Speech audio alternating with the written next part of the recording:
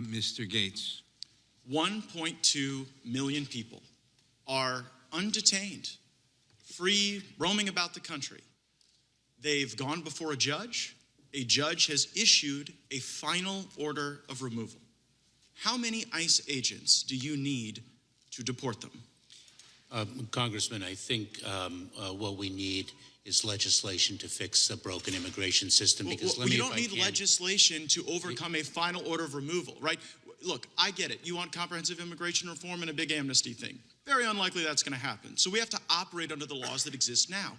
So under the laws that exist now, a judge has told 1.2 million people that they have no right to be here. Do you plan to remove those 1.2 million people?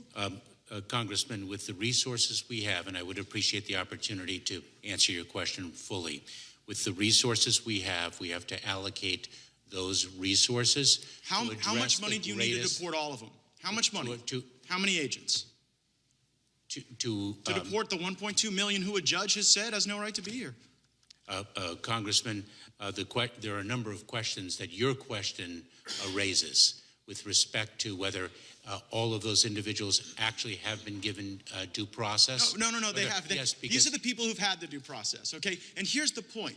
You have no plan to remove them. You don't know how many ICE agents it would take, and you don't know how much money it would take because you actually don't want to remove them. Oh. That's why you issued the September 30th guidance that says, well, you know, if you haven't committed a crime and you just came to our country illegally, we're not going to remove you. Isn't that your position?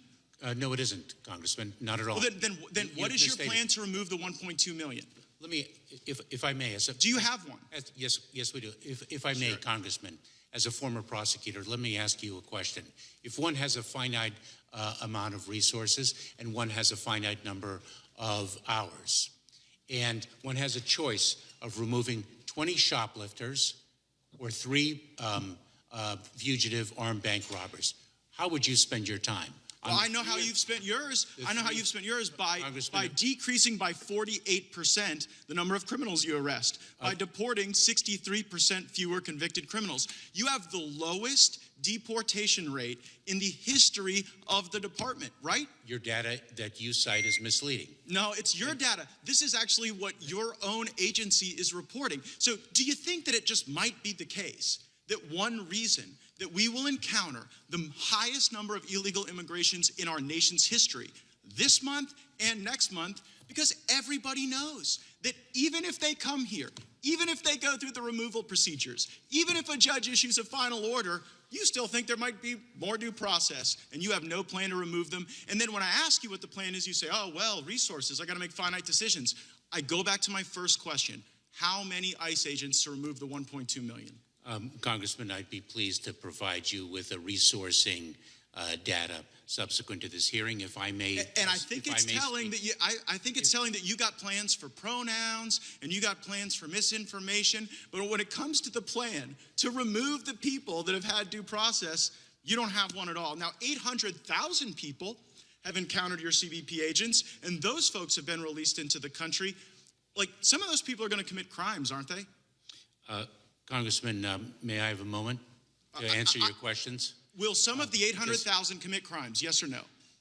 Undoubtedly. Undoubtedly. And so the Americans who are the victims of the crimes for the people that you release in the country are collateral damage that you are willing to accept in order to have our border function as a turnstile. You're willing to accept that collateral damage. Congressman, I couldn't disagree with you more.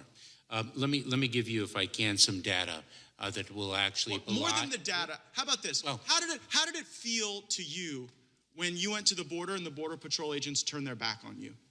One Border Patrol agent turned his back on me, and I addressed that as the leader of the Department of Homeland Security. So if I can return to data, because I want to make sure that you have accurate information. Everyone knows that you have more people coming in than ever, and you're removing fewer people than ever, and it's because you have no plan and because it's on purpose. See, I don't buy the theory that you don't know how to do this. I think you're actually a highly competent dude.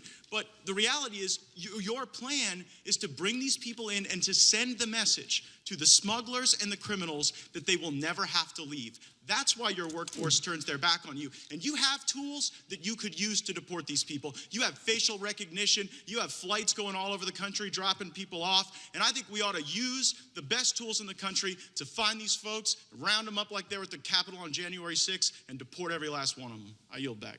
Gentleman yields back. Ms. Bass. Congressman, may I have a moment to answer No. a question? No, he didn't ask a question. Ms. Bass.